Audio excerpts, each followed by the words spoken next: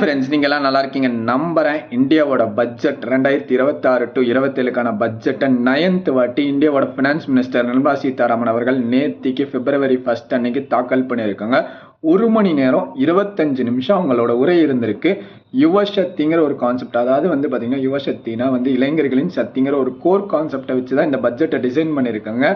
Tax ஹாலிடேன்னு சொல்லிட்டு 2047 வரைக்கும் பார்த்தீங்கன்னா யாரெல்லாம் இந்தியாவில் டேட்டா சென்டர் நிறுவுறீங்களோ அவங்களுக்கெல்லாம் டாக்ஸ் எக்ஸப்ஷன்லேருந்து நாங்கள் 2047 வரைக்கும் ஃப்ரீ, உங்களுக்கு டாக்ஸ் கிடையாது அப்படின்னு சொல்லி வெல்கம் பண்ணியிருக்காங்க கம்பெனிஸை.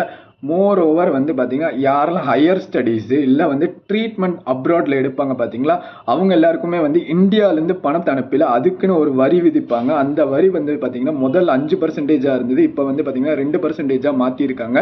இதில் காஸ்ட்லியாக பொருட்கள் போகுது பார்த்தீங்களா, லக்ஸுரி வாட்ச்சு, அதுக்கப்புறம் இம்போர்ட்டட் சரக்கு, அதுக்கப்புறம் பார்த்தீங்கன்னா சிகரெட்டு, இது போக பார்த்தீங்கன்னா இம்போர்ட்டட் டிவி, கேமரா, இதில் எல்லாமே பார்த்தீங்கன்னா விலை உயர்றதுக்கான வாய்ப்புகள் அதிகமாக இருந்துட்டு இருக்கு. கண்ணா பின்னாடி ஏறதுக்கான வாய்ப்புகள் இருக்கு. இது மட்டும் இல்லாமல் கோல், அயனு, இந்த மாதிரி மினரல்ஸோட தாது பொருட்களோட அதிகமான வாய்ப்புகளும் வரி விதிப்பில் எக்கச்சக்கமாக இருந்துட்டு இருக்கு.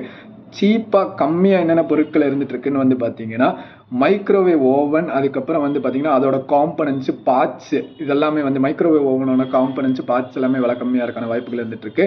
அது போக ஏர்கிராஃப்டோட parts, components 17 essential drug item including cancer medicine வரைக்குமே இருந்துட்டு இருக்கு. அதுலேயும் பார்த்தீங்கன்னா ரொம்ப ஸ்பெசிஃபிக்காக சொல்ல போனால் ரேரஸ்ட் டிசீஸ் இந்த க்ரௌட் ஃபண்டிங் மூலியமா பார்த்தீங்கன்னா இவ்வளோ ஊசி இருந்துட்டு இருக்கு, இந்த லட்சக்கணக்கான விலை இருந்துட்டு இருக்கு, இந்த ஊசியை போட்டால் தான் காப்பாற்ற முடியும் அப்படின்னு சொல்லக்கூடிய ரேரஸ்ட் டிசீஸ்க்கான ஊசியும் பார்த்தீங்கன்னா இந்த லிஸ்ட்ல இருந்துட்டு இருக்கு. ரொம்ப முக்கியமாக பார்த்தீங்கன்னா பீடியோட விலை பார்த்தீங்கன்னா கம்மியாக போகுது, சிகரெட்டோட விலை பார்த்தீங்கன்னா கண்ணா பின்னான்னு ஏறப்போகுது. ரொம்பவே பார்த்தீங்கன்னா இந்த பட்ஜெட்டில் பார்த்தீங்கன்னா ட்ரேடர்ஸ்ன்னு சொல்லுவாங்க, இந்த ஸ்பெக்குலர் ட்ரேடர்ஸ்ன்னு சொல்லுவாங்க. அதில் பார்த்தீங்கன்னா ஃபியூச்சர் ஆப்ட்னு சொல்லுவாங்க. அந்த ஆப்டில் பார்த்தீங்கன்னா வரி பார்த்தீங்கன்னா 0.1% இருந்தது. இப்போ பார்த்தீங்கன்னா ஆப்டுக்கு பார்த்தீங்கன்னா எவ்வளோ பர்சன்டேஜ் இருக்குங்கன்னா 0.15%. ஃபியூச்சருக்கு பார்த்தீங்கன்னா முன்னாடி எவ்வளோ பர்சன்டேஜ் இருந்ததுன்னு பார்த்தீங்கன்னா 0.02%.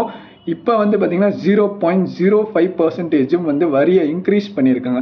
இதில் பார்த்தீங்கன்னா நம்ம ட்ரேடும் பண்ண மாட்டோம், நம்ம சிகரெட்டும் அடிக்க மாட்டோம், நம்ம தண்ணியும் அடிக்க மாட்டோம்னா நம்ம பாக்கெட்டில் சேவிங்ஸாக இருந்துட்டு இருக்கு. இதெல்லாமே நம்ம பண்ணுவோம் அப்படின்னா இது எல்லாமே நம்ம எக்கச்சக்கமாக காசு கொடுத்து நம்ம செலவு பண்ணுறதுக்கான வாய்ப்புகள் அதிகமாக இருந்துட்டு இருக்கு. இந்த பட்ஜெட் காமன் பீப்புளுக்கான பட்ஜெட்டான்னு கேட்டால் ஒரு கேள்விக்குறியாக தான் இருந்துட்டு இருக்கு.